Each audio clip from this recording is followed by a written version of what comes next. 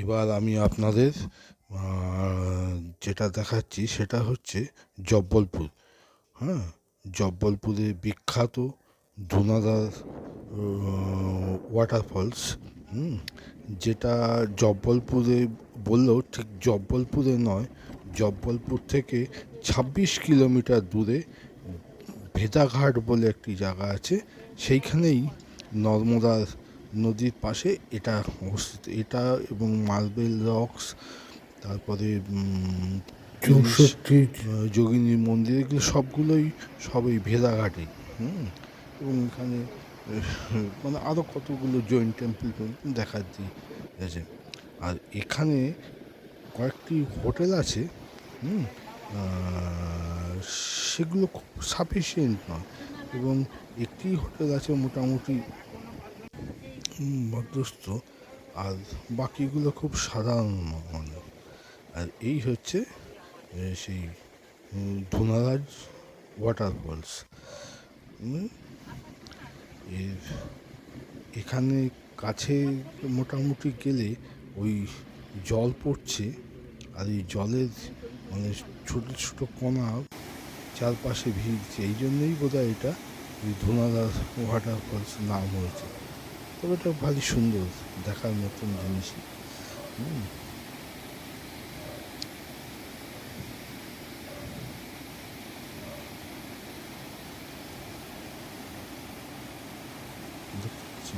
আমি বিভিন্ন পজিশন থেকে দেখানোর চেষ্টা করছি। আর এখানে আসার জন্য মানে রেলওয়ে স্টেশন থেকে বাসও আছে, আর গাড়ি নিলে তো কোনো বোধহয় 65 টাকা ভাড়া নেয়, একদম ডাইরেক্ট এখানে চলে আসে।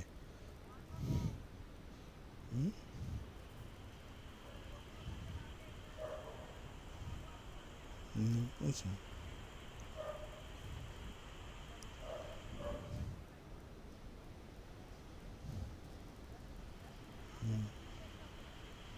চারপাশ থেকে মানে বিভিন্ন, আর এখানে দুভাবে আসা যায়।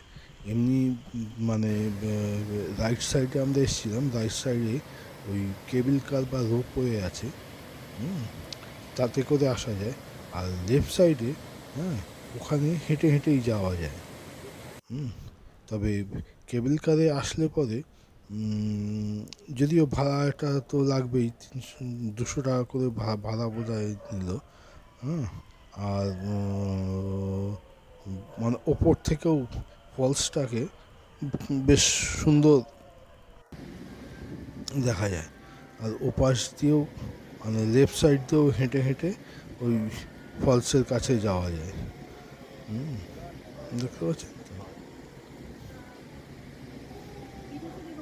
ফলসটা সত্যি ভারী সুন্দর, দেখার মতো।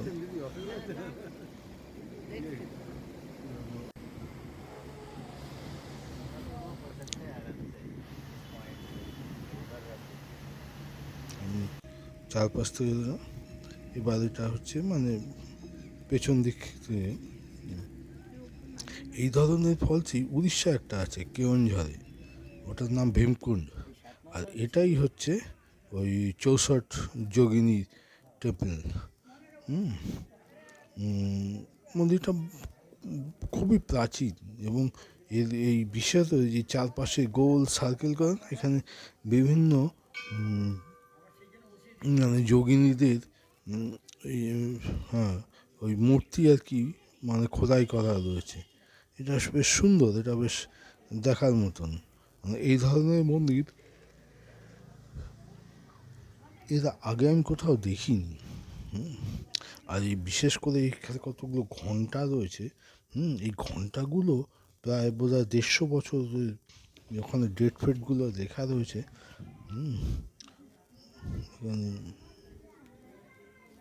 বুঝে হয়, তবে বিগ্রহ ছবি তুলতে দেয় না, বিভিন্নভাবে ওরা গার্ড করে বসে আছে।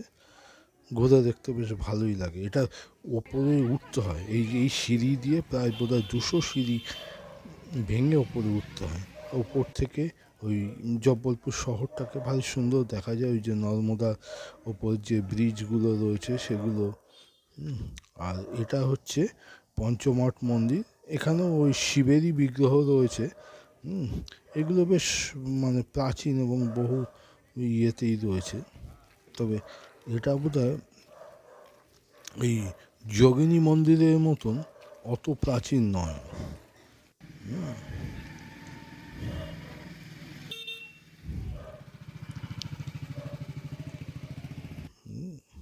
আর এই হচ্ছে মানে মার্বেল রক্স। এটাও ওই ভেদাঘাটেই অবস্থিত। যদিও জব্বলপুরের এই দুটো খুবই বিখ্যাত স্থান, কিন্তু এটা মোটেও জব্বলপুর শহর থেকে খুব একটা নয়, ওখান থেকে প্রায় 26 কিলোমিটার দূর। আর এখানে বোটিংয়ের ব্যবস্থা আছে। বোটিং এমনি পার হেড 100 টাকা, তবে আপনি একটা মানে সেপারেট বোট নিতে পারেন, সেটা সেইভাবে আর কি ওদের 5 জনের একরকম রেট, 8 জনের 10 জনের এইভাবে ভাগ করা আছে। এবং এই ইয়েতে গেলে মার্বেলের যদিও এখন ওই খানিকটা ডিসকালার মতন হয়ে গেছে বৃষ্টি বা ইয়েতে, হালকা মানে কাছে গেলে কিছুটা কালারের ডিফারেন্স আছে, সেগুলো কাছ থেকে বোঝা যায়। দূর থেকে লাগলো ওখানে 2-3 কালারের মার্বেল আছে। আর এখানে আরেকটা মজার জিনিস হচ্ছে, এই যে নৌকার যে মাঝিরা রয়েছে, এরা বেশ ছন্দ কেটে কেটে ছড়া বলে বলে ঘোরায় বিভিন্ন। আমি চেষ্টা করছি মানে রকের যতটা, তবে এখানে মাছও আছে। আর আমাদের এমনই কপাল, তখন খুব জোরে বৃষ্টি হচ্ছে, ঝর্ণা দেখতে পাচ্ছেন তো চারপাশে এরকম জল পড়ছে। যদি আমরা সেই বৃষ্টির মধ্যেই গিয়েছিলাম, যার জন্য একটু অসুবিধা হয়েছিল, তবু যতটা সম্ভব আমরা দেখেছি।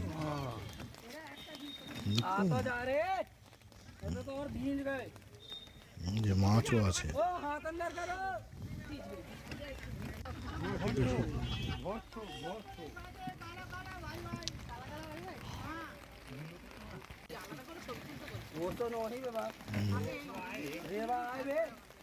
কালারগুলো ওরাই বলে দিচ্ছিল কোনটা একটু, যে কালারের ডিফারেন্স আছে আমাদের কাছে মোটামুটি একই মনে হলো, কাছে গেলে একটু ডিফারেন্স যেটা আছে সেটা বোঝা যায়।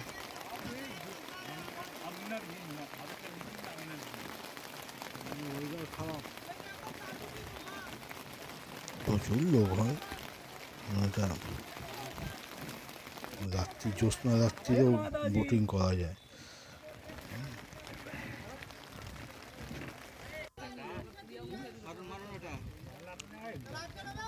জুম করলে ওটা এটা কেটে গেল তো কোনটা।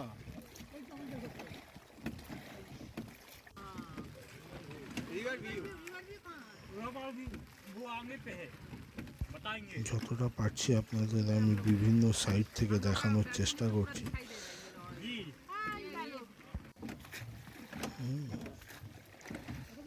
ওই যে দূরে পান্টুনটা দেখা যাচ্ছে, ওখান থেকেই বোটগুলো ছাড়ে।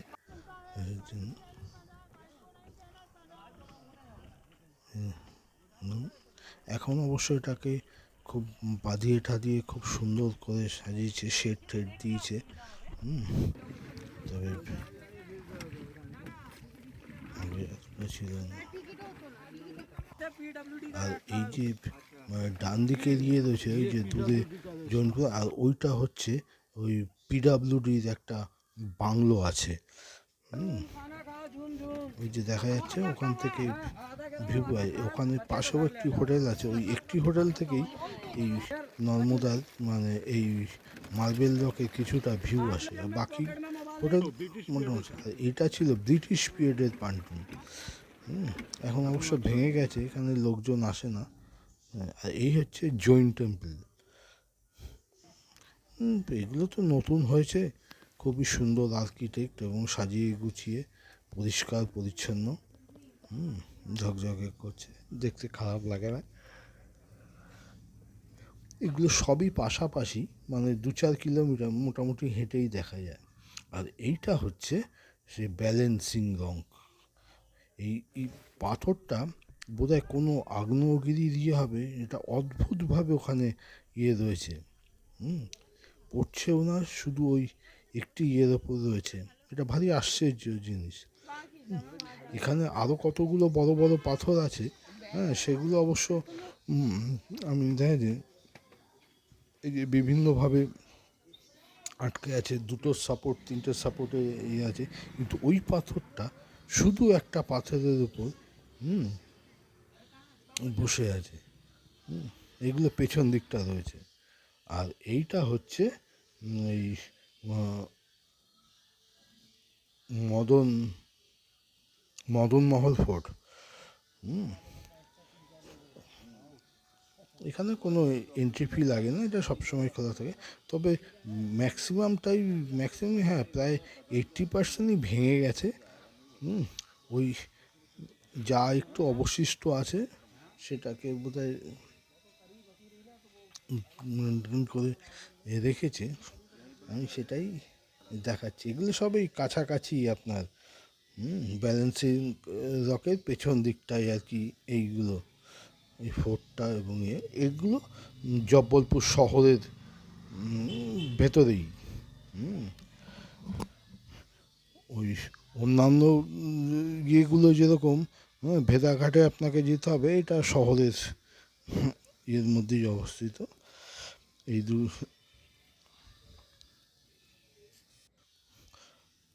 আমি যতটা, আর এইটা হচ্ছে ওখানে একটা ওই রিজার্ভারের মতন রয়েছে। আগে নাকি ওখানেই যা শুনলাম, এখান থেকেই ওই জব্বলপুর শহরে মানে জলের সাপ্লাই হতো